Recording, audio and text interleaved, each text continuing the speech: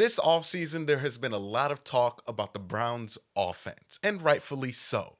But what has gone underneath the radar is the Browns' defense, which, just like Kansas City learned last year, hoping to ride their prolific offense to a Super Bowl, defense has to help you out some way along the way. And to get to the Super Bowl in general, no matter how great your offense is, you have to have a middle of the road defense. So that being said, let's look at the Browns defense and see where they stack up with the rest of the NFL.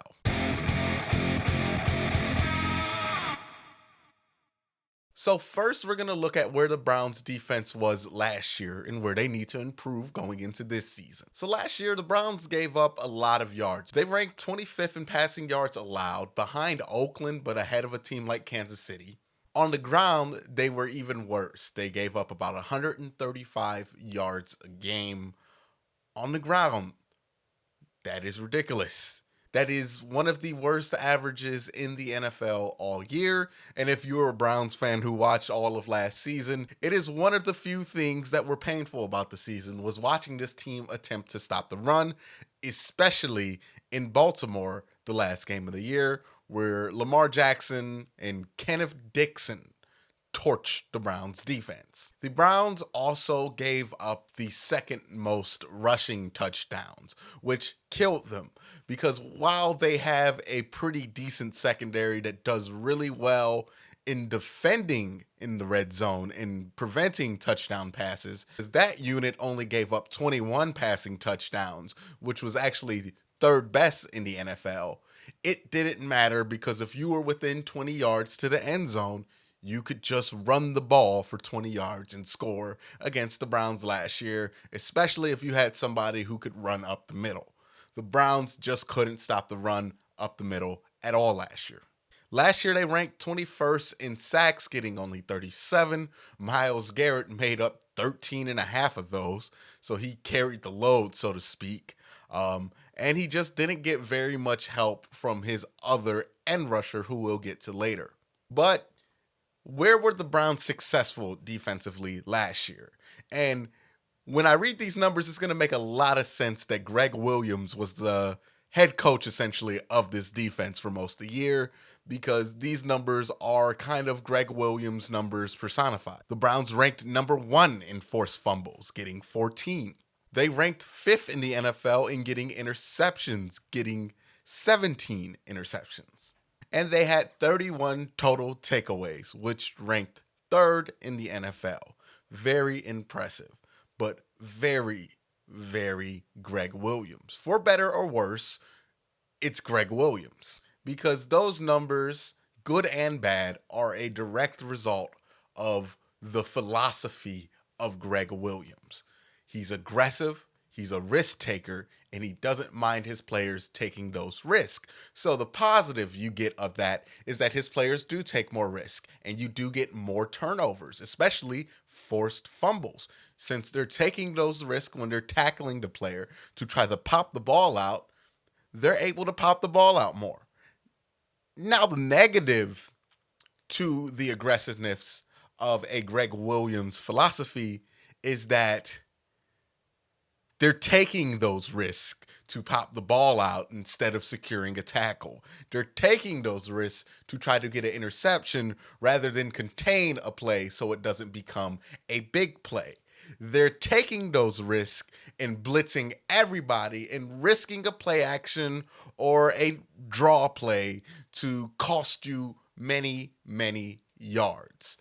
This is the good and the bad of Greg Williams, and it's either for better or worse. You don't have Greg Williams running this defense anymore. You have Steve Wilks, who has more of a, conservative approach to how he's going to call plays on defense, which may lead to better performances against the run, more secured tackles, since there's not such an emphasis on making sure you get the ball out. The biggest problem, especially when it came to running up the middle, was that the fact that they just didn't have a big interior defensive presence on that line. While Larry Ogunjobi is really well suited to especially get pressure in the passing game from the interior, he's not as big and as a physical presence as a Danny Shelton is. So that lack of an interior presence really hurt the Browns' ability to stop the run, which was evident last year. Now we're going to jump to something that's not specifically the defense, but it's kind of related to the defense, and that's special teams. And last year, the Browns' special teams just weren't great. Now, thankfully, they got rid of Amos Jones and they got a new special teams coach, which will hopefully make the whole unit better because Amos Jones just has a terrible track record of having good special teams wherever he's at. The first question that Browns fans have when it comes to the special teams is, are they going to keep Greg Joseph as the kicker? Now, to answer that question, let's actually look at what Greg Joseph did last year. Greg Joseph had a field goal percentage of 85%, which is an elite, but it puts him in the top 20 kickers in the league. And it actually puts him only 0.2% behind this guy that we wish we could get, and actually ahead of this guy that everybody wants the Browns to sign. So while Greg Joseph is an elite, he is young, he is extremely cheap, cheaper than Gostkowski was, and he had a better field goal percentage than Gostkowski. So I don't think the Browns are going to be breaking their neck to throw money at a kicker this offseason because the ones that are available aren't necessarily that much better than the one that you got on paper. Now, the fair argument to make would be that Gostkowski has valuable post-game and big kick experience, but who knows, Greg Joseph might end up being a really clutch kicker. He makes me nervous, but he might be a good kicker. He's young. He's only going to get better, hopefully. And, it seems to be, and honestly, it just seems like that's the guy John Dorsey's going to roll with till opening day. So Greg Joseph is probably going to be the kicker. I think the worst thing on the special teams was the god-awful punt coverage that unit had. I mean, if you're a Browns fan and you watch those games, you just remember knowing that you were going to give up at least 10 yards on every punt return. How many times did Brenton Colquitt punt the ball within the 5? The guy caught it, got to the 20. How many times did that happen? Because the special teams tackling and coverage was just god awful. It was terrible. I mean, awful. Special teams was awful. So it needs to make a huge step because we don't want to lose games that matter because special teams. Since we talked about the holes defensively that this team has had, I think it's now time to look at how John Dorsey went about filling those holes and look at some of the guys that they have coming in versus the guys that they had there last year. And the first example of that I want to point out is Sheldon Richardson versus Trevon Coley. Trevon Coley, honestly, was never really meant to be a consistent starter on the defensive line in NFL. He was always meant to be a spot guy, a reliable rotation guy, and the Browns have just been asking him to do more because they just haven't had anybody else to fill that role. If you look at the difference, Sheldon Richardson is a huge upgrade. I mean, in almost every single one of these categories I have listed on the screen, he has a double-digit difference in the positive direction than Trevon Coley. He's a bigger guy, taller guy, more physical guy, has done more against the run. I think Sheldon Richardson could be a huge missing piece to this defensive line that's going to complement Larry Ogunjobi, Myles Garrett, and Olivier Vernon really well. And then when you look at the rotation guys, because on the defensive line, that rotation is actually a pretty big part of the game. You want to make sure you have a really good rotation. You got Trevon Coley, you got Anthony Zetto, you got Carl Davis. You got a good rotation of guys that you can throw in there so you can give Sheldon Richardson and Larry Ogunjobi breather. I think John Dorsey fixed that hole. This team can be a little bit less aggressive with the turnover forcing and just secure tackles. I think they're going to be better stopping the run, especially up the middle this year. The second one I want to look at is Olivier Vernon versus Emmanuel Ogbah. Now, the first thing to note in this comparison is that Olivier Vernon only played 11 games while Emmanuel Agba played 14.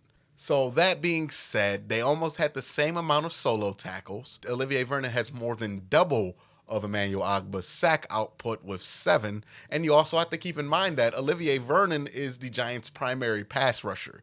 He doesn't have a guy like Myles Garrett on the other side to distract attention for him last year. He didn't face a lot of man-to-man situations. He got double-teamed a lot, chipped. They were putting together things to stop him.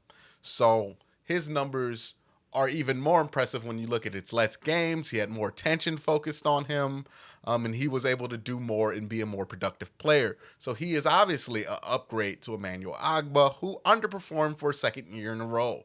And yes, with both players, there's a very concerning history of injury that comes with both of them.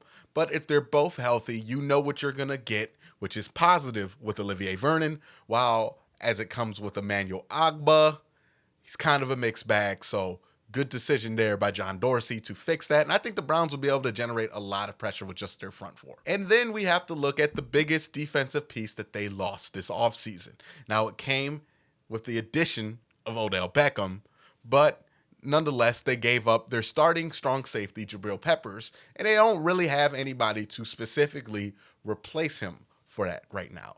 Now, when looking at Jabril Peppers' place in this defense and how much it's going to impact them, you kind of have to look at how well did he perform versus other guys who played in the same defense, the same position, and how they were performing and how key they were to that defense's success. And what that had me look at was the 2014 Rams season where they went 6-10, but Greg Williams was the defensive coordinator. And I wanted to compare TJ McDonald's season that year, the strong safety, versus Jabril Peppers' year, this year. And what I found was very eye-opening. Both players played the full 16-game season. And as you can see, TJ McDonald was more productive in almost every stat category than Jabril Peppers. Had way more tackles, almost as many solo tackles as Jabril Peppers had complete tackles. He was just a way more productive player. And to be fair to Jabril Peppers, I'm not comparing him to a Pro Bowl player. TJ McDonald, to my knowledge, has never made a Pro Bowl, or at least been voted in an actual Pro Bowler. He might have been an alternate, but I'm pretty sure he hasn't even been that. But, TJ McDonald's a good player, solid player, but he's not like an elite player. And Jabril Peppers' production is kind of below that. Now, I know it was huge production. I got a Jabril Peppers jersey. I think he's really good. And there's some caveats that go with that. But the moral of the story is that Jabril Peppers' production is replaceable. You could probably feel confident that John Dorsey could find somebody in the 3rd or 4th round that'll give you the same production and value to the defense that Jabril Peppers was able to give.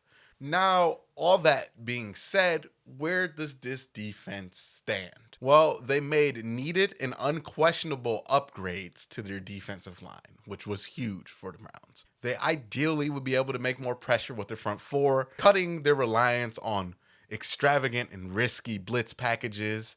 And overall, they've upgraded the personnel on the defense so that they don't have to rely on taking so many gambles, which means that while they might not have the most exciting plays, they're probably not going to have as many turnovers, they're not going to make as many fumbles or interceptions, they are going to be a much more functional and more well-rounded unit. I don't think this team's going to be ran on as easily as they were last year. I also think that this team's going to be harder to pass against because there's going to be more of a pass rush going on at that front four. One big hole that the Browns have in the starting lineup, strong safety. I'm confident in John Dorsey's ability to find somebody who can competently fill that role, and it won't even matter if he's as competent as Jabril Peppers. You're not going to need a strong safety who's going to be as good as Jabril Peppers because you're going to be able to generate more pressure up front, hopefully. You're going to be able to stop the run and not have to ask your strong safety to also be a linebacker, to be able to stop basic runs. You're going to be able to do more with less, which means that you can cut a little bit of a corner at the strong safety position and have guys who are solid but not great corners kind of fill in and help out that role at strong safety. I think the Browns are probably going to fill that hole with somebody who they drafted in the 3rd or 4th round, with a couple players that they kept through training camp or signed off a waiver wire. And next year, the Browns won't need their defensive unit to be a top 5 one. And this defense won't be a top 5 defense. They won't have the depth in the secondary to do it. Top 5 defenses have 2 shutdown corners. They don't have 2 shutdown corners. But they have a lot of really good players. They have a really, really good free safety in Demarius Randall. They have a really good cornerback in Terrence Mitchell to play opposite of their great cornerback in Denzel Ward. And speaking of Denzel Ward, he and Myles Garrett are star defensive players who can make game-changing plays. Now, while this defense may not be a dominant defense, while they may not be a top 5 defense, I think they are easily a top 15, close to top 10 defense. And I think they're a defense that, while they may frustrate you throughout the year because they're going to have those spurts of just giving up way too many yards than you think they should, they're also going to have moments of dominance throughout the year. Moments where Denzel Ward takes over, moments where Myles Garrett takes over, moments where Sheldon Richardson takes over, hopefully in big moments. So I think the Browns this year, to answer the question posed at the beginning, have a defense that is more than capable of being able to hold up with a championship caliber offense. Now, again, while this defense will have its holes, I promise you they're going to frustrate you because they're still not going to be able to guard tight ends. There's always going to be something. This isn't a dominant defense. This isn't the 85 Bears. But they're a pretty damn good defense. And when you have a pretty damn good defense, and then you get the ball on the other side and you got Baker Mayfield, Odell Beckham Jr., Nick Chubb, Jarvis Landry, David Njoku, and Kareem Hunt, pretty damn good on defense is really, really, really helpful. That's it for this video. Thank you guys for watching. Don't forget to hit that subscribe button and be on the lookout for more videos this week. I'm going to be uploading just a little bit more. Yeah, spoiler alert. So be on the lookout for those videos. Don't forget to subscribe and tell me in the comment section down below, where do you think in the NFL this Browns defensive unit is going to rank? Do you think they're going to be a problem all year? Do you think they're actually going to be the better unit on the team? Do you think that they're going to be more middle of the road, showing flashes of dominance like I think they'll be this year? Let me know in the comment section down below what you think, what you feel, and let's continue the conversation down there. Again, guys, thank you for watching. Don't forget to hit subscribe, hit that like button, and have a great night.